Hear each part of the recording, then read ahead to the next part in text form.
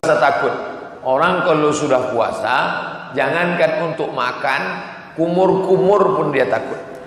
Bolak-balik jamaah nanya ke saya, Ustaz, kalau sedang puasa kumur-kumur boleh apa enggak? Kumur-kumur boleh, tapi katanya haram Ustaz kumur-kumur, nanti puasanya batal. Ghulu itu bukan cuma sikap ekstrim beragama, ekstrim dalam berkumur-kumur itu yang tak boleh. Kalau sekedar kumur, yang ghulu itu kan andai ini pakai kaca, sudah kelihatan airnya hampir masuk ke dalam. Ghulu ekstrim. Makanya banyak kita lihat orang masuk kamar mandi, lalu kemudian dia tempat wudhu, dia ambil, hidupkan keran, ambil air, masuk.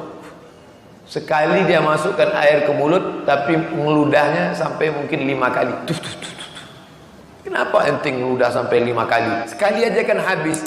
Saya takut air itu masuk membatalkan puasa saya. Gosok gigi. Berapa banyak orang yang bertanya, apakah boleh gosok gigi saat bulan Ramadan Ustaz? Boleh. Hanya saja sebagian ulama mengatakan setelah tergelincir matahari makruh. Jam 12, jam 1, jam 3, jam 4 itu makruh. Kenapa? Karena saat itu dia dalam keadaan amat sangat haus, kering. Banyak orang yang lesu, lemah, letoy, loyo. Setelah gosok gigi segar. Maka dia khawatir puasanya batal. Maka puasa membuat kita menjadi takut kepada Allah Subhanahu wa taala. Semua ibadah itu mengajarkan takut. Salat, Allahu Akbar, takut. Mana ada orang sholat matanya jelalatan. Cantik juga masjidnya, hebat. Baru kali ini lihat mimbarnya begini, pakai batu-batu. Gak ada. Orang sholat disuruh melihat tempat sujud. Takut kepada Allah SWT. Gatal, benar-benar gatal. Paling berani dia menggaruk 1 kali. Gatal juga digaruk. Gatal juga, berhenti cari kalpana.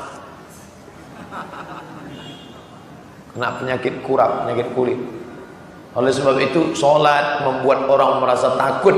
Hanya saja limit waktunya sedikit, dari mulai takbiratul ihram sampai salam. Karena sholat adalah aqwalun, ucapan, wa af'alun, perbuatan.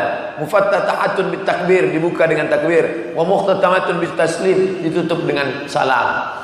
Lalu kemudian puasa mendidik generasi ini untuk takut yang frekuensi waktunya lebih panjang. Berapa? 13 jam setengah. Dari mulai jam 5 azan subuh atau setengah 5 sampai buka puasa, terserah di mana. Di Sumatera jam 5 sampai 6.30, 13 jam setengah.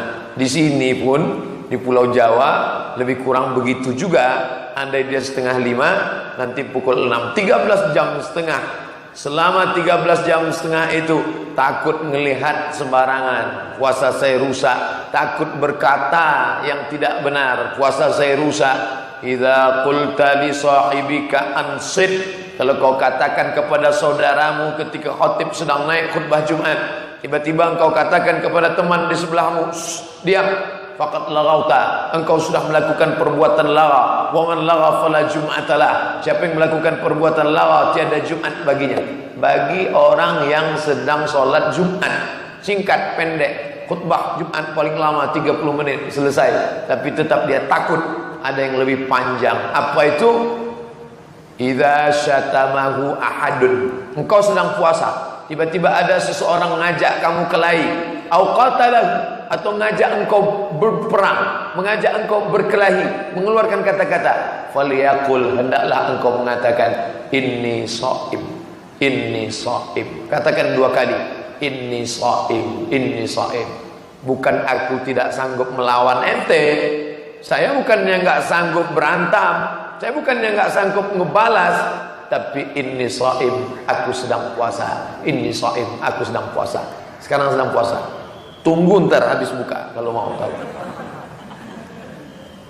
Ditanamkan rasa takut kepada Allah Subhanahu wa taala. Krisis bangsa kita saat ini bukan krisis ekonomi. Kita bukan krisis politik.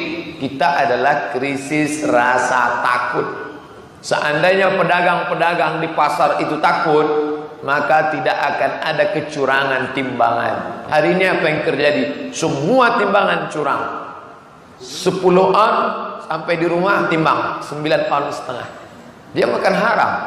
Kalau dia jual beras 9 on setengah, 9 on setengah, hari itu yang belanja ada 10 orang, maka dia sudah curang setengah kilo. Bayangkan 1 tahun dia sudah makan harta uang haram kemana?